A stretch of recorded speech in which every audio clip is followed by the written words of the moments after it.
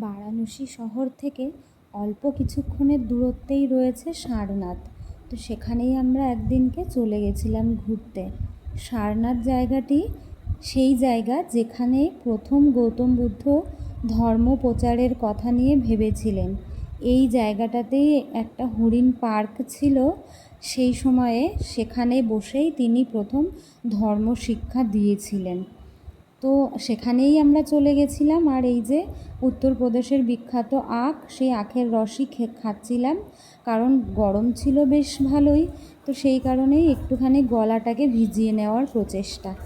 পুরো জায়গাটা বেশ কিছুটা ছড়ানো, পায়ে হেঁটেই দেখতে হবে। আর প্রতিটি জায়গাতেই প্রচুর গাছপালা, সবুজ। বৌদ্ধ ধর্ম মানে তো সেটাই হয়, একদম শান্তি লাভ করা আর কি, সেরকমই একটা জায়গা। সারনাথে সম্রাট অশোক বৌদ্ধ ধর্মের জন্য এই স্তূপটি প্রতিষ্ঠা করেছিলেন আর কি। সম্রাট অশোকের নাম তো আমরা সবাই শুনেছি। সেই সম্রাট অশোক বৌদ্ধ ধর্ম গ্রহণ করেছিলেন। তিনি কলিঙ্গ যুদ্ধের পরে বিজয় লাভ করেন এবং সাথে সাথে অহিংসার পথও অবলম্বন করেছিলেন। তো সেই কারণেই তিনি সারনাথে বৌদ্ধ স্তূপটি তৈরি করেছিলেন, যেটা পরবর্তীকালে ওনার ছেলে মেয়ে এবং তারও পরবর্তীকালে অন্যান্য রাজারা সংস্কার করেছিলেন। সম্রাট অশোক যখন এই স্তূপটি তৈরি করেন, তার মূল যে কিছু কারুকার্য ছিল দেওয়ালের গায়ে, তার কিছুটা অংশ এখনও আছে। তো বুঝতেই পারছো জায়গাটার আলাদা তাৎপর্য রয়েছে।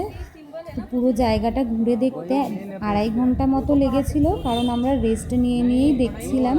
হরিণ পার্কটা এখনও স্যানিটারিয়াম করে রাখা আছে, তো সেখানে আমরা আর যাইনি, কারণ হরিণ আলাদা করে দেখার মতো আর কিছুই নেই। আমরা পুরো এলাকাটাই ঘুরে ঘুরে দেখেছিলাম।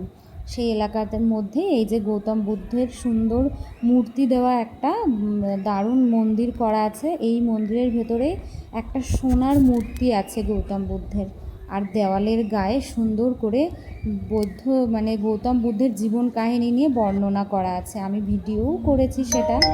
আর এই যে বললাম, এখানে বসেই কিন্তু গৌতম বুদ্ধ সর্বপ্রথম তার ধর্মকে প্রচার শুরু করেছিলেন। তো সেটাই মূর্তি আকারে তৈরি করা আছে একটা গাছের নিচে। উনি বসে লোকজনকে শোনাচ্ছিলেন নিজের ধর্মের ব্যাপারে। বৌদ্ধ ধর্ম মানে হচ্ছে সমস্ত আকারে অহিংসার পথটাকে অবলম্বন করা, যুদ্ধ, রাগ, ঝগড়া সব কিছু ত্যাগ করে একদম শান্তির পথকে বেছে নেওয়া। তো এই জায়গাটাও সেরকমই একটা ভাইব দিচ্ছিল।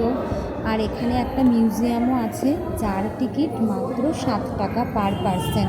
সেই মিউজিয়ামের মধ্যে বৌদ্ধ ধর্মের প্রচুর কিছু ভাস্কর্য রয়েছে, পাথরের মূর্তি, এবং খুবই বিখ্যাত অশোক চক্রটিও রয়েছে।